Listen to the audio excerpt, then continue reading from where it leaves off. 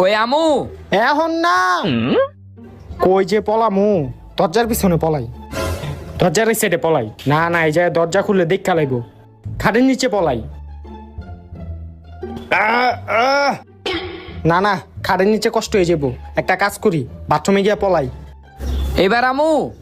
আরে না, এখন না, পলাইলে ওই।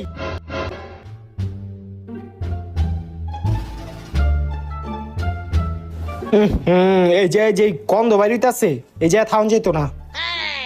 তাইলে এখন কই পলামু? কিরে এবার আমুনি? আরে এখন না, পলাই লই। কই যে পলাই। হ, এই জায়গায় পলান যায়। ওই আয় এখন।